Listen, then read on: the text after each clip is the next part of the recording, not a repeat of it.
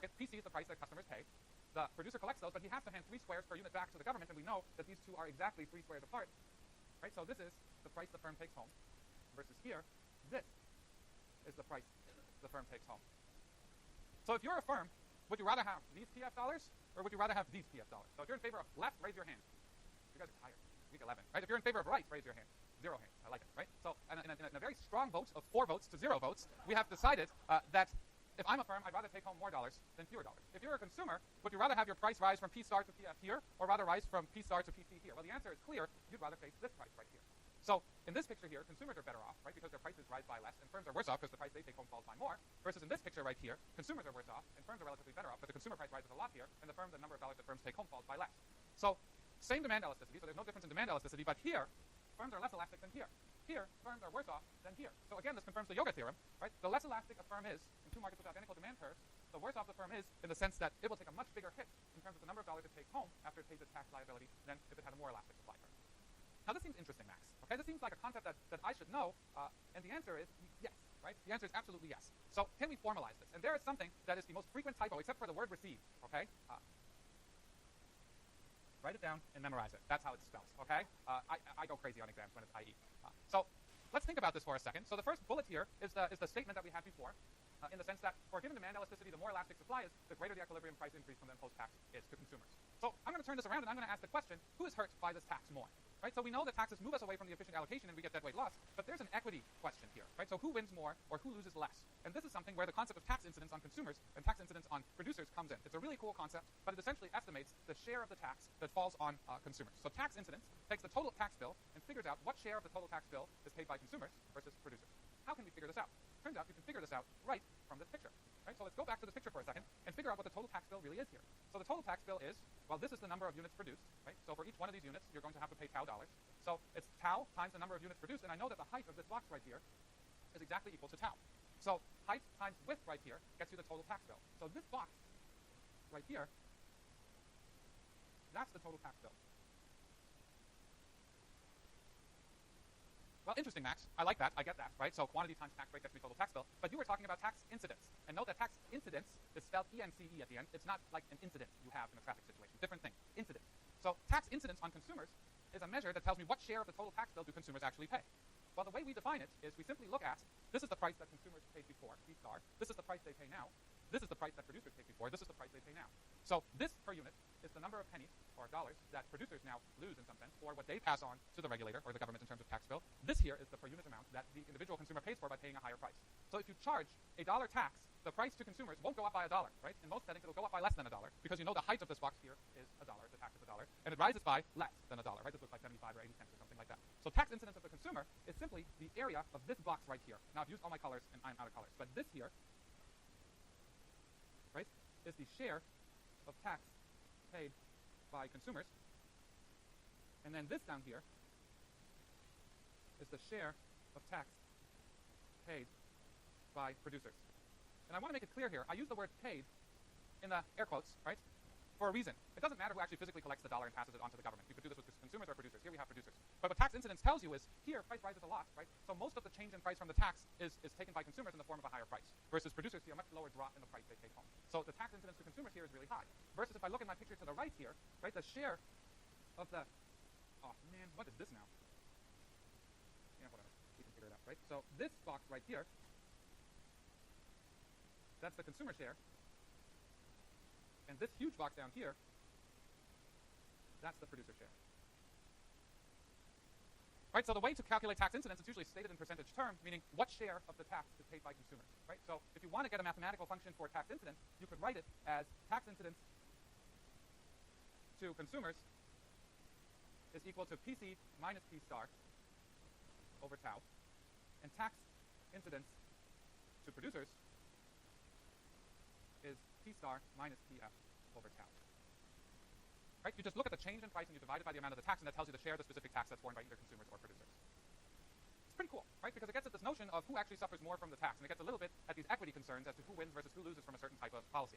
had a really nice discussion with Alan Harris yesterday because we started talking about distributional issues and the notion that the efficiency equity trade-off, and I had a couple of nice office hours conversations with some of you where it was pointed out, when we talk about Rawls and sort of social welfare criteria and Rousseau and all these things you read, we always read and think about it in terms of when these things were written and where they came from and what they say, but it'd be really cool to sort of see how this relates to what we have today. So take Rousseau and Rawls and connect them up to Piketty, for example, today, right? So how does this relate to the inequality debate today, and make a comparison between the sort of evolution of thinking about social welfare criteria and relate this to the evolution of what actually happened to the global income distribution over several hundred years. So we're going to work on a lecture or two for PE 101 and bring in a nerdy economist that talks about the data, and then bring in somebody who really knows this stuff like Alan or Stephen or somebody like that, and have a really cool lecture to talk about inequality and equity concerns. All right.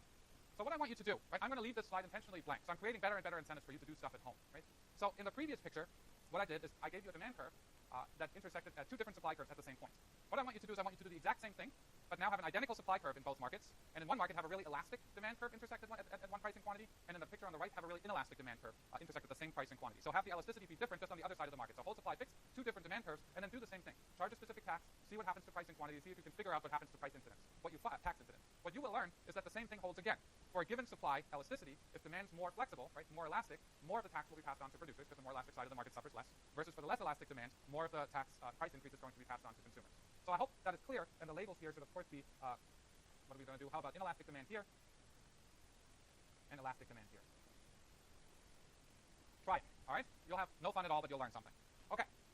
So I'm going to go through a bunch of policies. I want us to practice thinking about consumer and producer surplus, and the BSIs will do this with you in section until you feel like you don't ever want to see this again. But this is really important, right? Not just for exam purposes, but this will help you think about how policies affect societal well-being. These consumer-producer surplus pictures are drawn on the backs of really nice, pristine white napkins in Washington, D.C. all the time. So many meetings I go to over lunch, all of a sudden somebody yanks out a piece of paper and starts drawing demand and supply and looking at welfare consequences of policies. Not very exciting luncheons, but very, very impactful luncheons. So if you're thinking about policies, for example, so this morning I drove in and I got really, really angry listening to NPR. So you might notice there's a drought, right?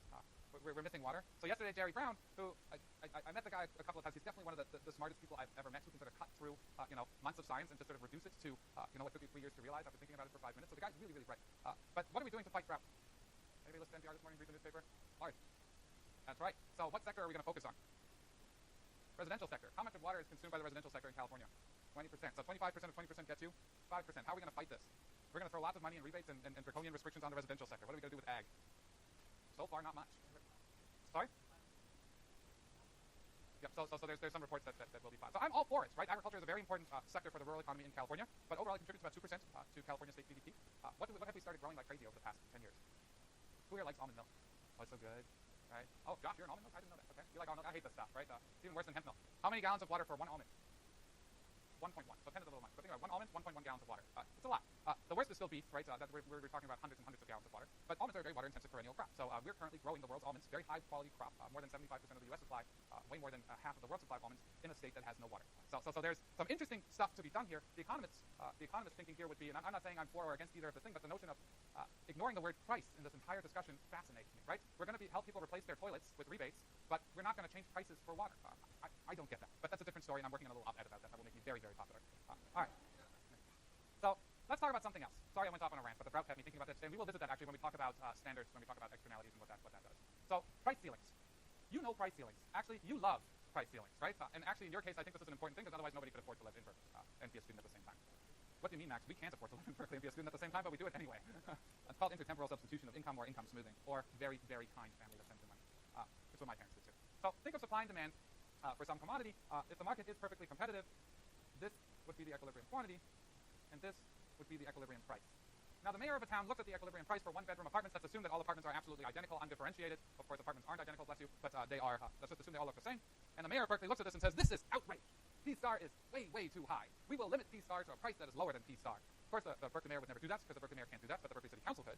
So we call this rent control, right? So you think prices are too high for rental apartments, you put a roof or a lid on how much you can charge for a certain apartment that is lower than the price that you see in the market. So you don't let price rise to P-star, but you let price rise not above P-bar. So of course, what the uneducated regulator here is thinking is we lower prices and more people will have access to more lower-cost apartments. Right. So we're going to go ask the question that I like, what's the relative quantity and price here, right? So price can no longer go above P upper bar. So at that price, how many apartments do consumers want? Cheaper apartments, we want lots, right? We want this many. How many apartments are landlords going to put on the market? This many, right?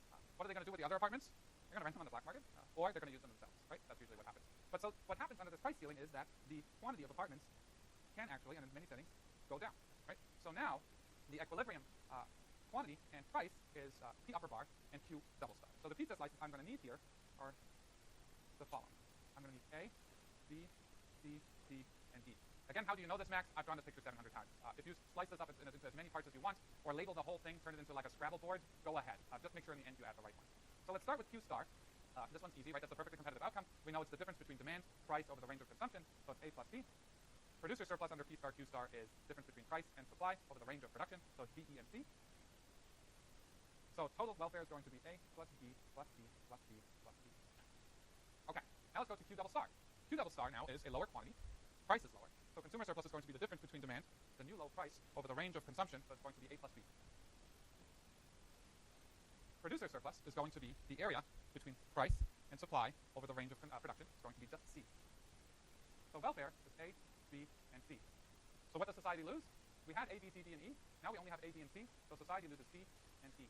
So deadweight loss is this triangle right here. That's interesting, Max. Do landlords like this? Do landlords ever like rent control? No, right? So why is that? Well, before, they had B, E, and C, right, this big triangle right here. Now they have C, so they lose B, and they lose E. So to think about the political economy as to who's going to fight certain types of regulations, you can just draw these tables and figure out who wins and who loses in terms of consumer and producer surplus, and it'll give you the exact answer as to who's going to pay their lobbyists how much to get rid of the policy, right? So producers lose B and E. Consumers, well, they had A and D. Now they have A and B, so they lose D. Oh, man, this error. I got to learn to move these things into the right spot. So they lose D, but they gain B.